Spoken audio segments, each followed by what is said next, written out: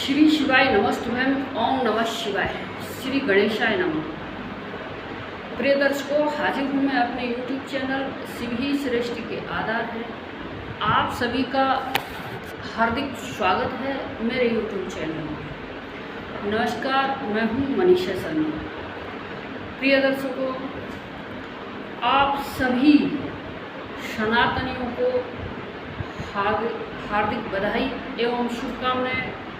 शुभ नवरात्रि एवं दशहरे की हम सभी सनातनियों के लिए बहुत खुशी और उमंग, नई आशाएं का त्यौहार है और असत्य पे सत्य की विजय है। क्योंकि यहाँ पे रावण जैसे अज्ञानी तो नहीं बोल सकते हैं, पर रावण जैसे कुबुद्धि, विनाश काले विपरीत बुद्धि, जो कि अपने ज्ञान के अहंकार में डूब गए थे। और सीता मैया लक्ष्मी की अवतार हैं, रामचंद्र जी भगवान विष्णु के अवतार हैं। सीता को हरने का प्रयास किया। असल में सत्य ये है कि जो रावण ने छली थी वो सीता की छाया थी। असली सीता तो रामचंद्र जी के हृदय में ही विराजमान थी। तो ये माँ दुर्गा के 9 रूपों का त्यौहार है और सभी सनातनियों का खुशी का पर्व है। तो मैं इस वीडियो को आप लोगों के आगे समर्पित करती हूँ, कि सभी को आशा रहती है कौन सा शुभ मुहूर्त है, कब से प्रतिपदा तिथि यानी प्रथम तिथि शुक्ल पक्ष की पहली तिथि आरंभ होगी, कौन सा समय होगा। और जो लोग जानकार होते हैं वो सोचते हैं कैसा नक्षत्र आएगा, कैसे योग आएगा, राहु काल कहाँ रहेगा। तो ये सभी की अपनी अपनी धारणाएं हैं और ये धारणा सत्य भी है। और सारे जगत का भला हो। हम सनातनी होते हैं और सनातनी सभी धर्मों का मूल केंद्र है। सनातन धर्म को समझना बहुत आसान नहीं है। अच्छे विद्वान नहीं समझ पाते हैं।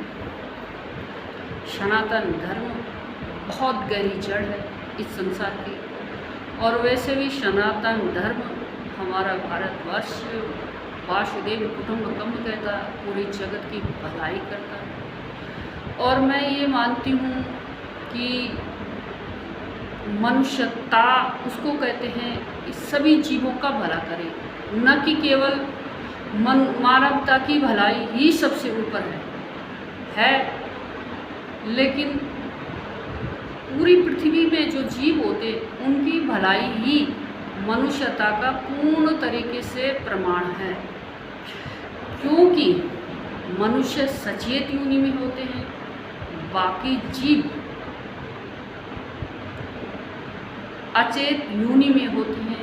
इतनी बुद्धि उनकी डेवलप नहीं होती है, सोचने समझने की शक्ति नहीं होती है। तो मेरा ये मानना है मनुष्य योनि में अच्छे कर्म करना दूसरों के लिए भी अच्छा है और अपने लिए तो इतना अच्छा है कि जन्म जन्मों का उद्धार हो जाता है।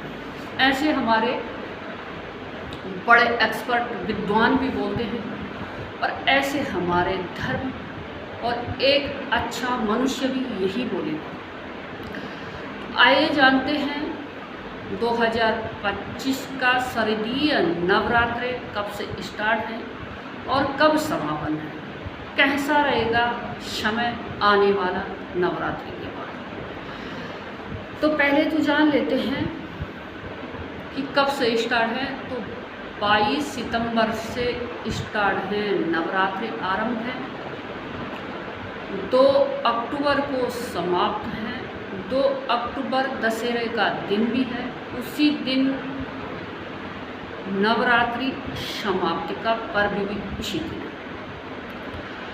अब जान लेते हैं कि तिथि कब से आरंभ होगी। नवरात्र की प्रथम तिथि यानी शुक्ल पक्ष की प्रतिपदा तिथि।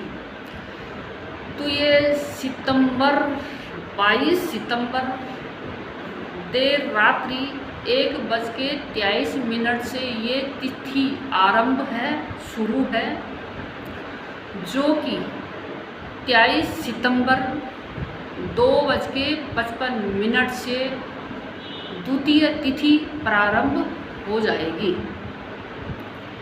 अब जान लेते हैं कि 22 सितंबर माँ भगवती का घट स्थापना का शुभ समय क्या है।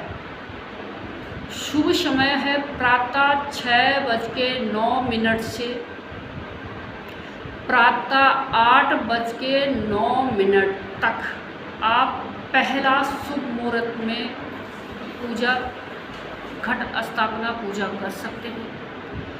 अब द्वितीय शुभ मुहूर्त स्टार्ट होगा, जो कि 11:49 से और 12:38 पे तक रहेगा। द्वितीय शुभ मुहूर्त है। बोलने में मिस्टेक हो रही, सॉरी बोल रही हूँ, माफ कीजिएगा। द्वितीय शुभ मुहूर्त का समय एक बार फिर सुन लीजिए। दोपहर 11:49 से 12:38 तक का ही द्वितीय शुभ मुहूर्त है। ये शुभ मुहूर्त अभिजीत मुहूर्त है। अभिजीत मुहूर्त को 28वां नक्षत्र भी माना जाता है और इसको शुभ मुहूर्त माना जाता है। इसी मुहूर्त में भगवान रामचंद्र जी का जन्म हुआ। ये अत्यंत शुभकारी मुहूर्त है। तो जिस भी व्यक्ति को जैसा टाइम मिले, दोनों में से कोई भी समय पे आप लोगों का टाइम हो, उसी पे ही आप व्रत करने वाले माँ भगवती का घट स्थापना कर सकते हैं। ये अब देखते हैं पंचांग। तो पंचांग के अनुसार 7:40 से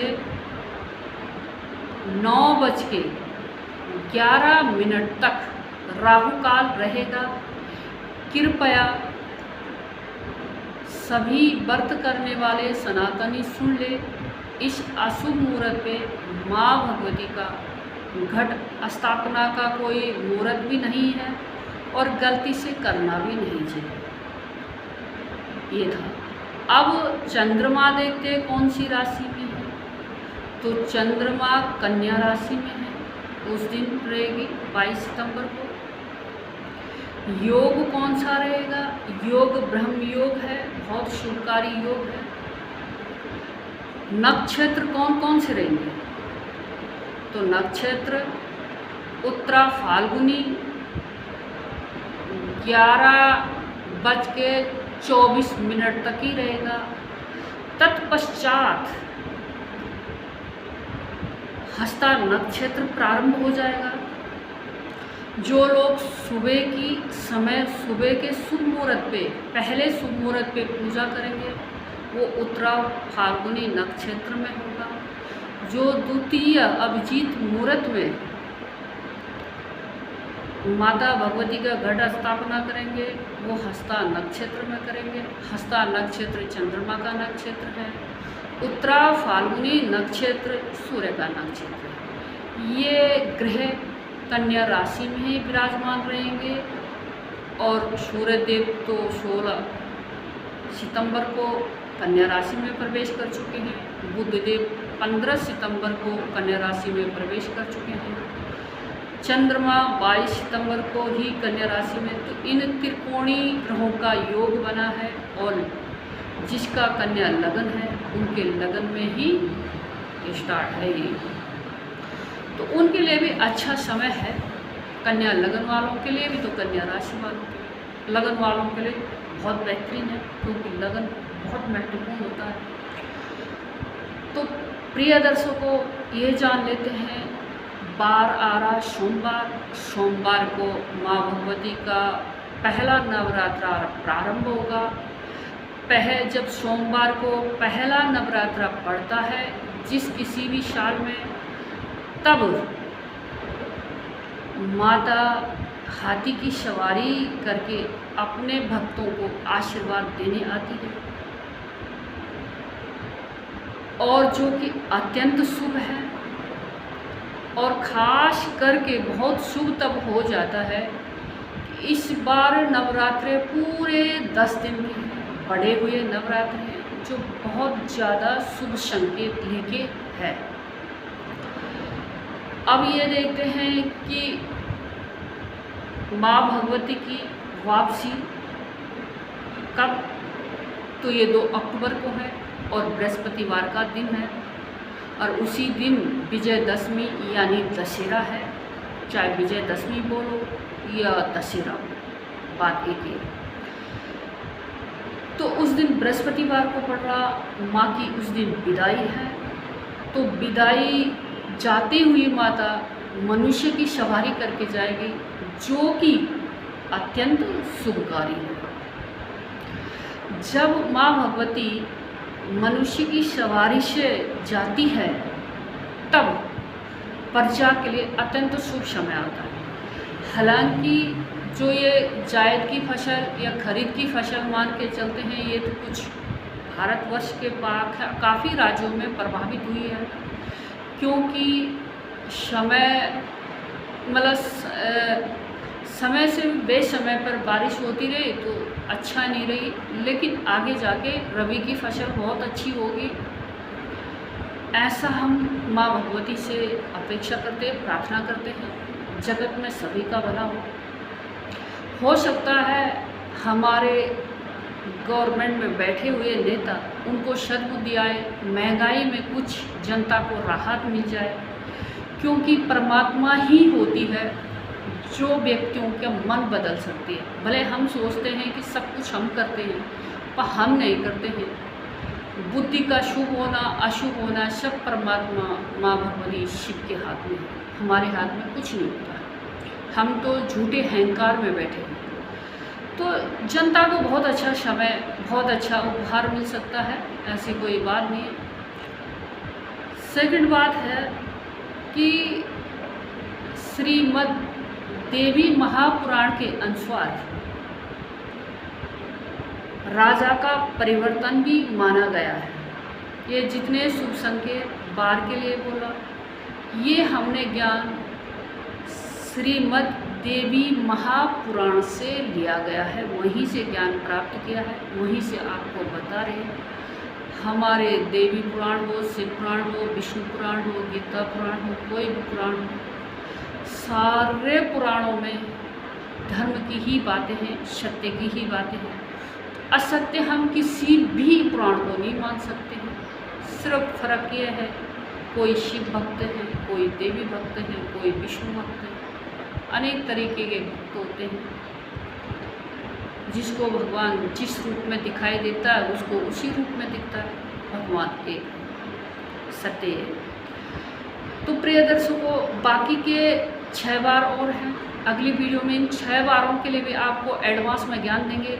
किस बार को माँ भगवती आती है, किस बार को नवरात्र आती है, जाती है, कैसा रहता है, ये पूरी जानकारी। और जब कैसे तिथि यानी तिथि मतलब समाप्त होगी 2 अक्टूबर को, और कैसे मतलब दशहरे की तिथि आरंभ होगी, इसके बारे में भी अगले वीडियो में, एक वीडियो में नहीं बता सकते, लंबा वीडियो हो जाता है। और एडवांस में और जानकारी लेके माँ भगवती के विषय में, अपने देवी पुराण के विषय में आपको अवगत ज्ञान प्राप्त करवाते रहेंगे अगले वीडियो में। तब तक के लिए नमस्कार। आप जेंट्स हो तो अपना व्यक्तित्व ऐसे प्रस्तुत करो, हर महिला आपके साथ में अपने आप को सुरक्षित महसूस करे। अगर आप लेडीज़ हैं तो अपना व्यक्तित्व ऐसे प्रस्तुत करो कि हर जेंट्स आपको माँ और बहन के रूप में देखे। ओम नमः शिवाय, श्री शिवाय नमस्तुभ्यम, श्री गणेशाय नमः। जय केदार बाबा की, जय देवभूमि उत्तराखंड, जय भारत।